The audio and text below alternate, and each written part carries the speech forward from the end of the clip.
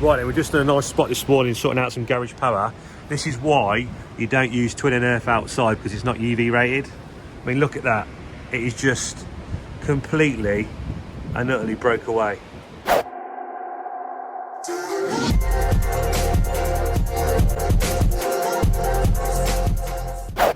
Right, good morning, it's John at Multico. Just thought I'd do a quick video today on what we're getting up to. We've come to start getting some cables prepped for the EV charger, what we're going to be installing, but we've put that on pause for now because we've moved the charger in the new location and we're actually waiting for the charger to turn up, as it's on a bit of a backlog order at the moment. We've got the cable here ready to go. It was going to be a 25-metre run, but we decided to relocate the charger because the customer wants it in a different location now, so it's easier for us because it's at the back of the fuse board, so we've just got to drill straight out. But while we're here, we decided to have a look at something else while we've got a bit of time to kill on site, as we already booked into come here today. And he mentioned about the power going to his garage. So basically we've had a little look round, and what it is, there's a 2.5 2.1 mils and a few cables feeding the fuse board. Yeah, so basically what we've got is we've got this issue here. So at the moment the cables come across on a catenary wire.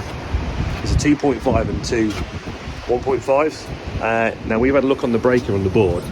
Basically there's a garage supply which is at 16, which is absolutely fine, but the other issue we've got is the 1 mil is tapped off the house lighting, so we want to try and get that separate because it's not too good in the garage, to be fair.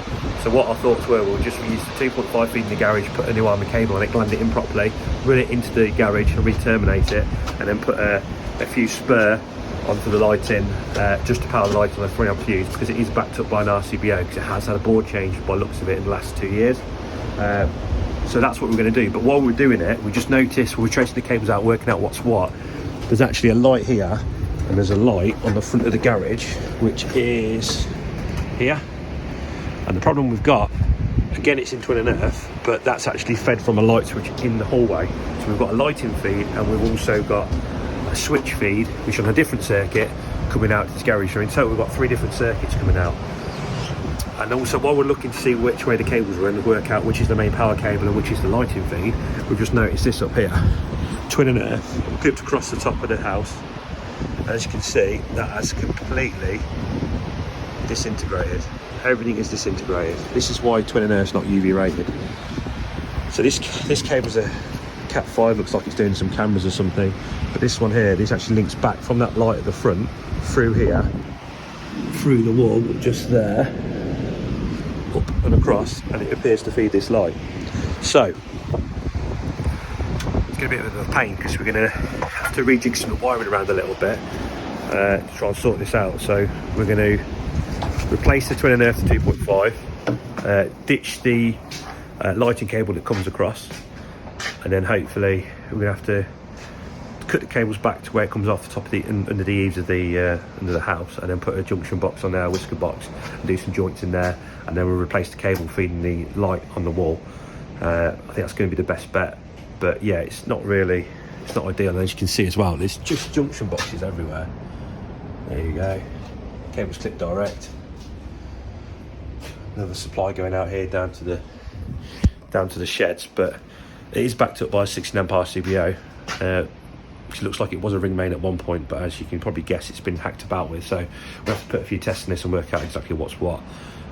Ideally, we would rip it out and rewire it, but I was chatting to the customer and they don't really want to do that yet. They just want us to make it safe, so we're going to do what we can and make it safer than what it is now. Definitely need to sort out in cables. So yeah, we'll catch you up in a little bit and we'll see how we get on. Right, it's going to be a bit awkward to get the armoured cable down here neatly and into the wall, but we're just looking here underneath the tiles. There's a massive gap there where it looks like that little cable's already running. So what I'm thinking is we could probably take a little bit of that out of the board there, the white board, drill it out, make it slightly bigger so it's recessed, so we can run the armoured cable straight up into the roof void, because that's where we want to be. Just either side of there is a loft hatch, so if we could get up inside that void there and the tiles still sit level, because these are just say laid on top, it will save us bringing the cables around the side and into the wall and try and do something with this lip here. It's just not going to look the neatest. So yeah, I think we're going to do that and see what we can do with this here, cut that out. Hopefully it should work out all right with the cabling. We'll have a little play in a sec to see if that's the route we're going to go, but that's option A first, so we'll have a quick look at this. Right, we've got the armoured cable in, so we've lifted the tiles up a little bit. We've just brought that in down the bottom, Cam's just fished that into me. So yeah, the cable's in. I think we're going to get this armour in. We'll find out where that first socket point is. We'll drop it down to that, grind the cable off, and then we'll put a fuse spur on that as well to do light in once we've got that far. But we're going to clip the cable first and get everything else in place. Right, okay, Cam's just cleating that up there. He's going to put the whisker box in. We've just ran the cable across the top here.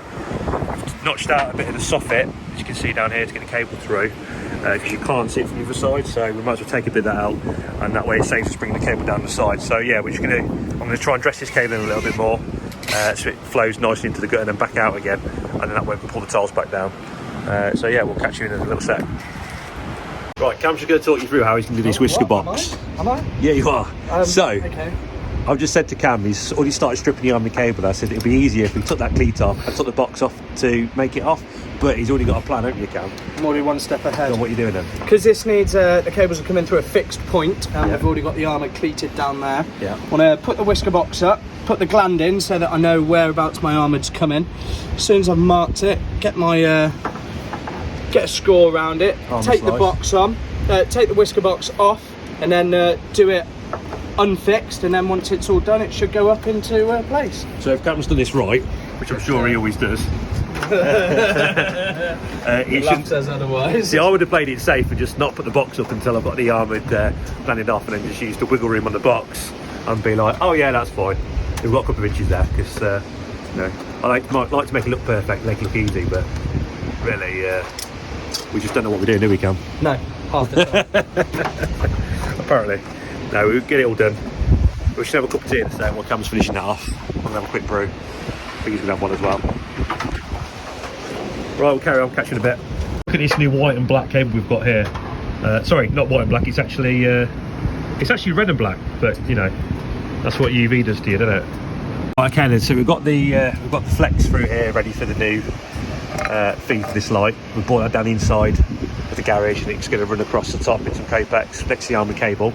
So that'll do the light that's switched on from internally inside the house, which also does that one.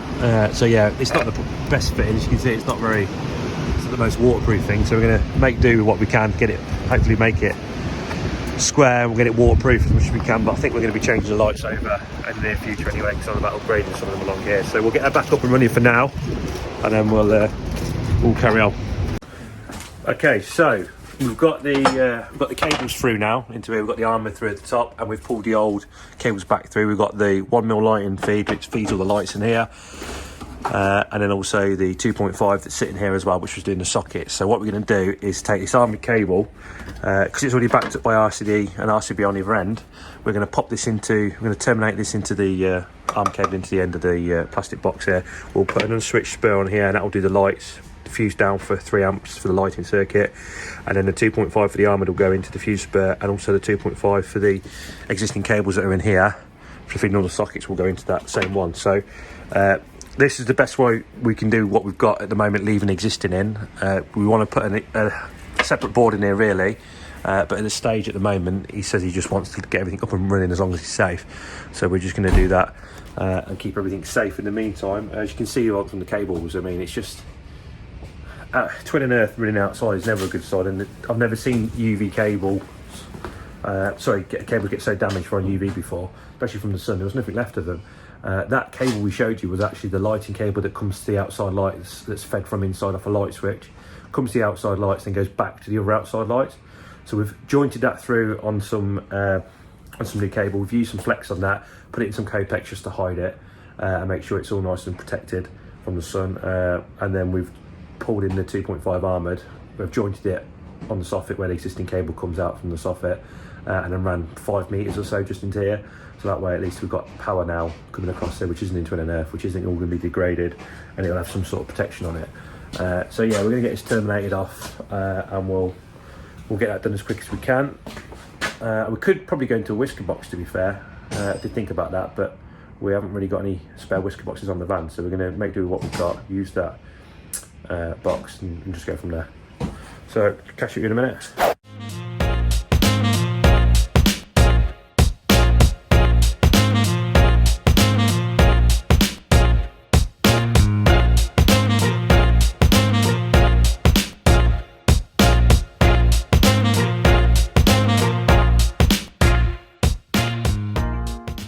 Right, just catching up. We've got the armoured cable all dressed in now. We've got the 2.5 and the 1mm cable coming in the back for the lighting. So what we've done is we've taken the 2.5 of the armoured to the feed side of here, doubled that in with the socket, so that's feeding the sockets going straight through. And then we've got the output side of this on a 3 amp fuse, which is doing the lighting in here. So that gives us the protection, step it down for the lighting, so that's all fine. And we've got RCD protection back at the board upstream. We didn't banjo it this time on this end because we didn't put the earth gland on here because we didn't have quite enough room in the box, but we did gland it on the other end on the whisker box using the whisker bars as the earthing that Cam's done earlier on. So yeah, we're all good. We took a quick ZS on this, and with 13.9 we're on a TT earth supply here, so we've got our earth which is stake in the ground, so that's well under 200 ohms, which is all good. So yeah, we're all good so far. I'll take you outside and show you what we've got up to with the rest of it regarding the cables up above.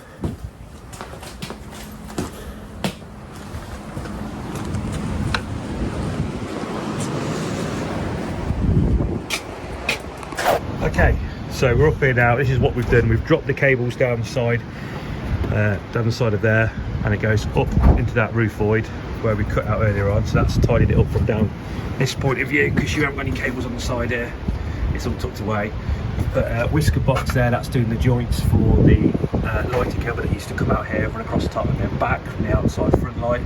That's going back up into here, which feeds the light over there, which is all on. So that's a lot better than what it was. This is our new armoured coming across here, which is the power to the garage, and then we've just put a bit of Copex with some black flex inside there. We didn't need to put the Copex on, but we'll just put on to tidy it up a little bit and give it a bit more rigidity from the rib protection being on top of the wall. And then with this existing cable, we didn't know what to do with this because this is the CCTV that just goes across and down. As you can see, it's not the best how that's going in there, but we thought we'll just cable tie to what we've done. But considering what was here before, it's a lot better, it's a lot cleaner, and you haven't got this horrible cable coming down here anymore. We've re-terminated this, drilled through the back. We haven't got a horrible bit going across the top there, so that's all good. And we've also got this running along there now into a whisker box where the catenary was before. So yeah, all in all, it's turned out a lot better than it was. It's took quite a while to work out where everything was going, to be fair, and having to tidy it all up and everything. So yeah, it's been a bit of a pain, but at least it's safer. So ideally, we want to be rewiring this now and, you know, putting a little garage board in there, but for the time being, for what they want to do with it, we'll at least made it a lot safer. Yeah, so all good really.